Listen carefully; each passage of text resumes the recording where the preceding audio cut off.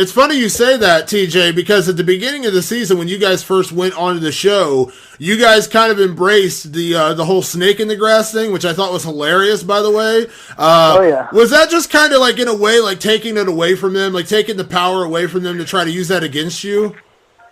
Or it just kind of like all they really had. You know what I mean? They've been using one thing, you know, and it's like the 8 Mile. You know, if you say what they're going to do first, and they just look like idiots because that's all they really have. You know, they're not very original. They got Connor's dick in their mouth talking about what he's talking about, and they can't really come up with their own shit. They don't have anything, you know?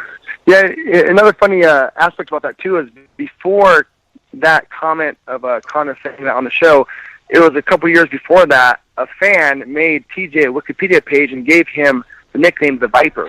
So TJ was going by the Snake and the Viper way before Connor even said it. But that's just his natural emotion to pull people in, cracking them. So it's shooting, it's his style. It was his, part of his name before any of his drama came up. So they're all just right on board. That's funny. You know, TJ, let me ask you. Without giving away any spoilers on the season, we saw the one video that was out there, and you kind of said in the preview, Cody's a hothead, and we saw him, kind of he went after Connor in the one season. It looked like he tried to get physical with you during this season. So no spoilers, but how much do you feel like you learned about Cody Garbrandt during this season of the show in terms of his mentality and maybe what you can use against him in the fight? Maybe not so much learn, but just reinstated what I've already known about the guy, that he's a complete fucking idiot. That he doesn't, he's not very smart, and he's hot-headed, and he's just gonna, I don't know, man. That's it. Really, I mean, there's not much going behind that other than getting a haircut, making sure your eyebrows are lined up, and being a hothead. That's all he's really got. Yeah, he's still just young and figuring stuff out, as we all are. He's just a little, he's just like what I said, he's young. He's got the title, he's on top of the world. He's undefeated as a pro, so he's probably feeling like he's the man, right? And I guess technically on paper he is because he's got the belt. But I would choose to use this time a bit more productively rather than act like an asshole and creating drama, but to spread a good message, and help people out. But people have to, he's just still a bit young. I think he's kind of easy to manipulate. I think he's got some people in his ears. Yeah. TJ, to your point, I'm curious. Guys. Let me ask you, TJ, because you I know this doesn't make it any better. I'm not trying to harp on this, but the fight you had with Dominic, a lot of people will tell you that you won the fight. I thought you won the fight, but it was a close fight. But I did think we saw a different Dominic Cruz against Cody. What do you think it was? I mean, was it just he was off that night? I mean, you fought the guy. What do you think was different? I thought with all the animosity going back and forth with the guys, it was going to affect Cody more than it affected Cruz, but Cruz didn't fight the same, man. I don't know. Like Dwayne said, he fought angry. He stayed in the pocket longer than he's used to. He didn't make, and part of that's Cody. Props to Cody too. He waited for him a lot more. I'm always the aggressor, and I try to aggress, and I wanted to chase Cruz down and finish him. And Cody played a little bit smarter and kind of waited for him and hit him with those short punches as he comes in, and that was smart. What I did more of in the fourth and fifth round against Cruz is waited for him a little bit more, and was able to start picking him apart and could have finished him if I fought him that way the entire 5 rounds. So they studied that fight. Yeah. So I mean, he did a good job, man. I mean, I was impressed. And then with all the shit I'm talking about Cody and being a dumbass and everything, it's just because I had to deal with him the last 6 weeks. I got this thing with it. So, but yeah, he did a great job, man. Yeah. Let me switch gears, because at the end of the day, you're here not only for yourself, but you're here to coach these fighters. And this is a very interesting season of the show, because we got 14 guys who are coming back, and a lot of guys that we all know. I mean, Joe Stevenson was back, which is crazy. James Krause, who is a current UFC lightweight, came back to the show. You mentioned, JT Money, Jesse Taylor was back. A lot of the guys there. So TJ, from your aspect, was it more fun stepping into a season with kind of established veterans versus like the newcomers? I mean, how was your thought process, kind of going into that part of the show? No, I wouldn't say more fun. I would say that it was a little bit easier. Easier. In some aspects it's easier, in some it's not. I would say easier because you would expect all these guys to come in and know a lot more of their stuff. And I think when it came down to that, I didn't have to hold anybody's hands to make weight. They've all been doing it for their career for a while now.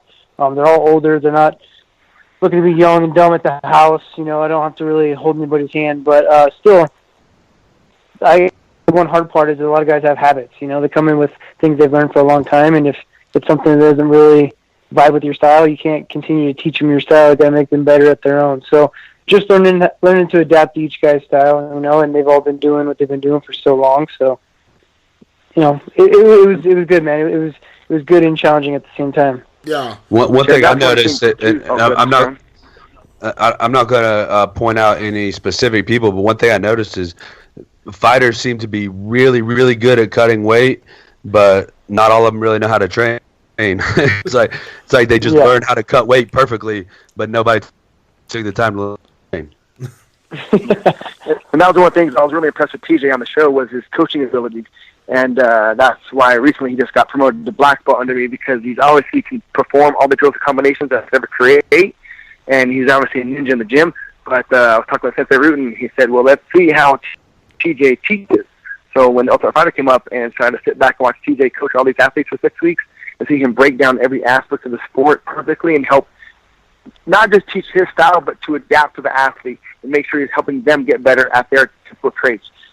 And that's what he did really well at, which is why he got his black belt. Just throw it out there. But TJ is an awesome instructor. Yeah. Well, Bang, let me ask you, because we know, Bang, we've talked about this in the past. You're kind of an obsessive coach, and I mean that as an absolute compliment. You spend a lot of time breaking down video and helping your fighters, and everyone knows, TJ has kind of been your prized pupil. We've seen the improvements and the things that he's done under your tutelage.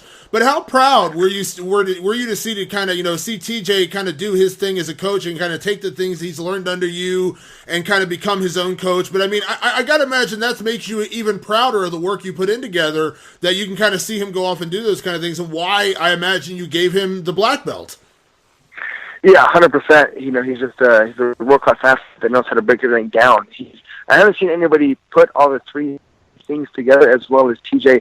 I mean, that's compared to any mixed martial artist that's ever been. TJ puts all together the best that I've seen. But to see him, and he's not just sharing my information. And I didn't make, just for clear, I didn't make TJ. Help him find his potential. A lot of people give me credit for him, and I appreciate that. But he's the one putting all the work. He's the one choosing to listen, and then it's a really co-op relationship. Because if you like to do something that's ninja, and I've never thought of, I'm gonna keep doing that. Then I'm gonna smack and listen to you. But where I'm going out with this is TJ can obviously teach it, and he can fight with it, and he's the best mixed martial artist that's ever been on this earth, and that's my honest opinion. Yeah, TJ, in a lot of ways, you're badass, buddy. in a lot of ways, TJ, I would say that you are undefeated under Bang. I mean, I think we've talked about the quote unquote losses you've had, but you've pretty much. Yeah. But the thing is, you keep getting better. We saw it in the John Lineker fight, and I was at the John Lineker fight. I mean, that was such a performance against such a dangerous guy. The way you kind of decimated him in a way that no one had been able to do since he came back to 135. And I know Cody's a much different fighter, but I mean, how do you think you combine all that? Because you get a little bit of that dominant Cruz style with the movement, but then you get a little bit of that power with the John Lineker. It feels like everything you've been doing to get to this point has perfectly prepared you for a Cody Garbrandt. Am I wrong? Really, just kind of prepare yourself for every fight. But no, I wouldn't say you're wrong. But I think that's what we do such a good job at, is preparing for each athlete. Not overthinking what they're good or bad at, but really just focusing on making myself better, and then just changing what I'm going to do for the fight. Some guys are better at other things, and so by being a well-rounded mixed martial artist, you're able to use that to your advantage. And so now I like to consider myself a smarter fighter. I'm going to go in there with not just a game plan, but just a way of how to fight someone. Because game plans always change. You get in there, they always never really work out exactly how you want them to. But if you go in there with an idea of how you're going to fight the guy, that's the best way to approach it. Yeah. Yeah, that's another awesome trait about TJ is, we always have a game plan, things that we're going to do, but he's very good at adapting to what the situation at hand. He can change it from round to round or in the middle of the round. Same thing with Justice Benavidez. They're both very good at adapting situation, and not just adapting to the situation, but creating a situation also. They're literally ninjas. I love it. Yeah. So let me go around the horn with some kind of fun questions here. TJ, same question. Best and worst part. Man, that's a tough one. I even got time to sit here and think about it. But I'm gonna have to say, you're not gonna really know what this means until the show actually comes out. Yeah. But But my best part, my most memorable best part about the thing is knowing that Matt Brown's always got my back, even during the coaches' challenge. He's always got my back.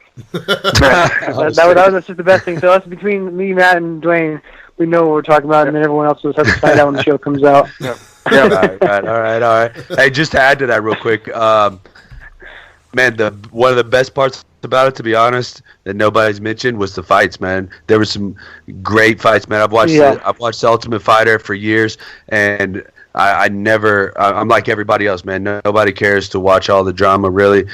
I mean, I'm sure there's that group of people out there, but I know Damon, you got the show for the hardcores here, so all these people they're going to want to watch these fights, man. They're worth watching, and I'm the type of person, I just fucking love being next to a fight, in the cage side to a fight, man. I don't think there's a better thing in the world.